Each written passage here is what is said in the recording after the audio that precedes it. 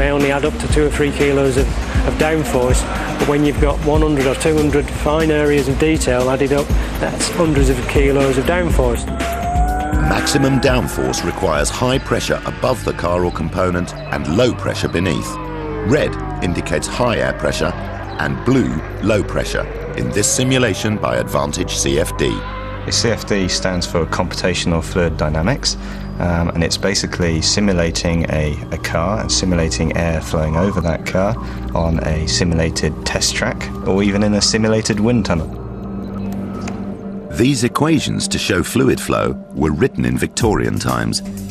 They were too long and complicated to use until computers came along. The computer solves millions of equations to give us some kind of visualization results.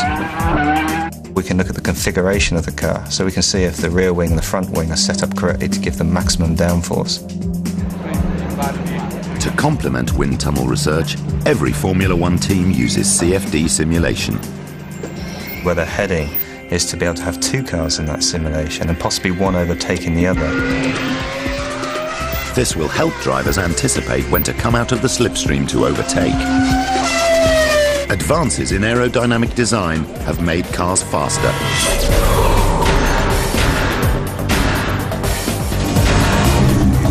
But changes to the shape of the car have also obliged designers and engineers to look for new construction materials.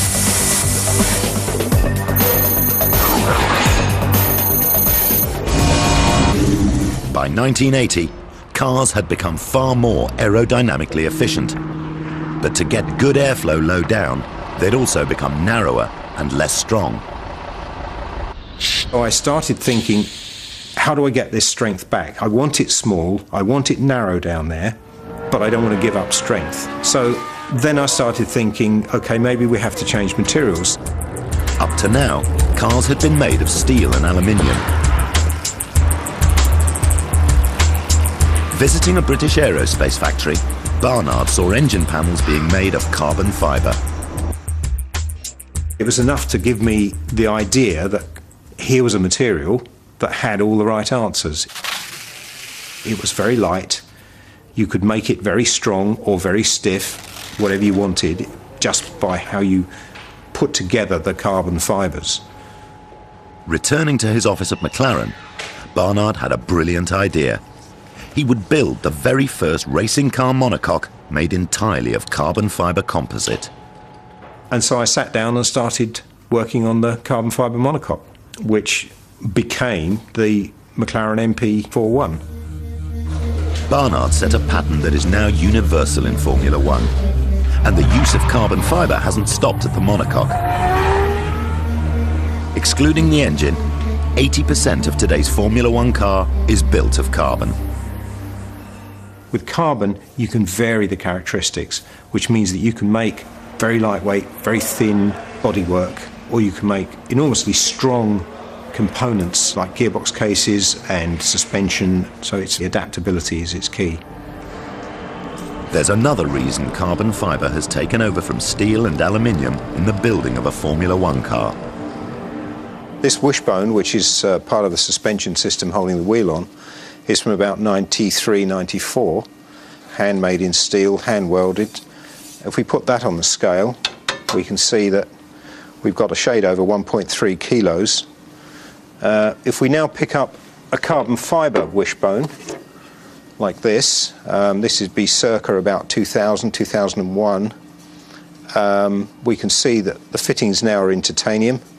The main part of the wishbone is in carbon, and if we put that on the scale, we've got a shade under 0.6 kilos. So that's about 40% of the weight of the original steel component.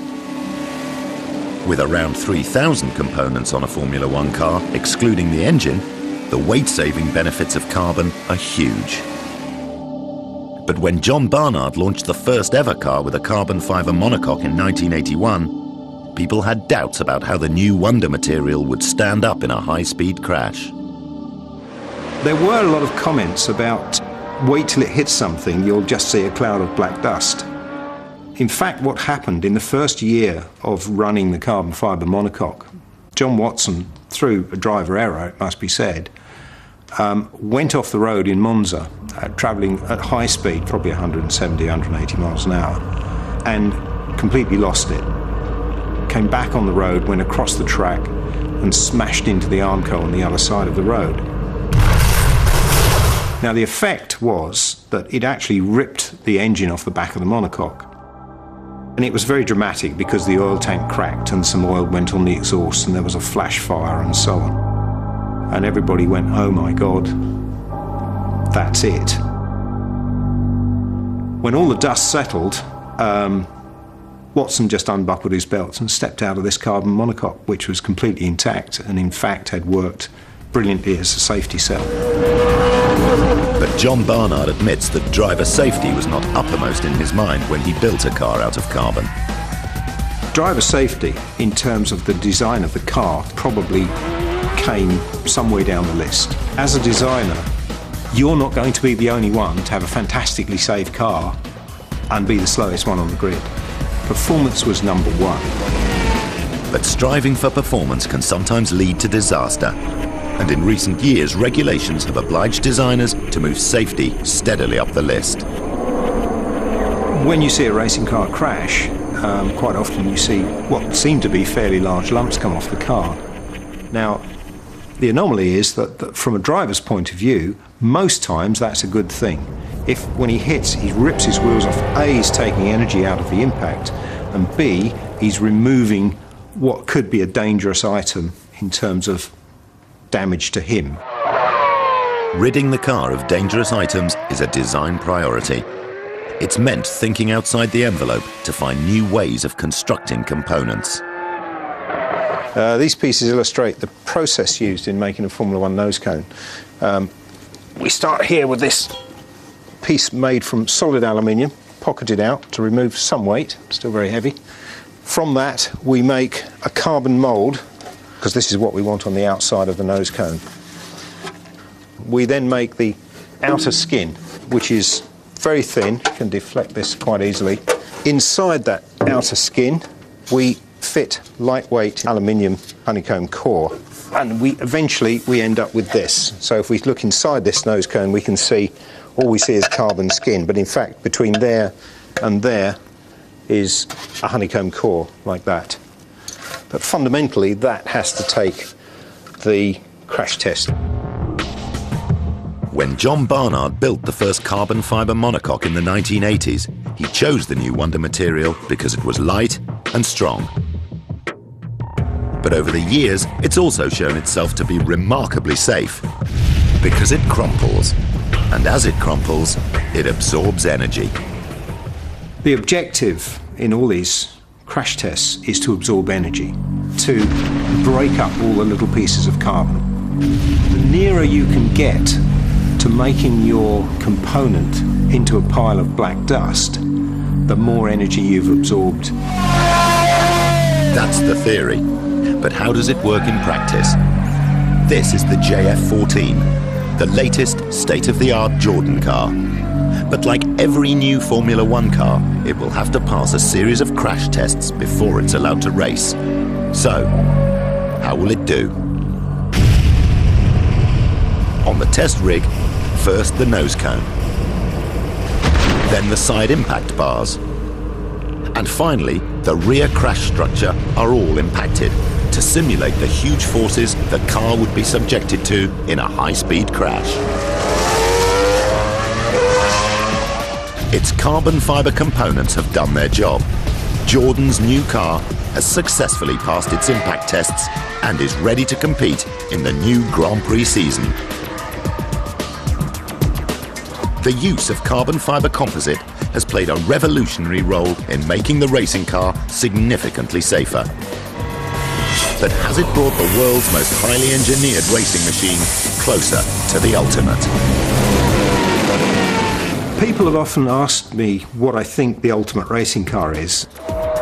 It's almost impossible because everything that races today is raced to some sort of regulation. There's very few limits to how fast we could drive without regulations. We could probably double or treble the downforce within a matter of months.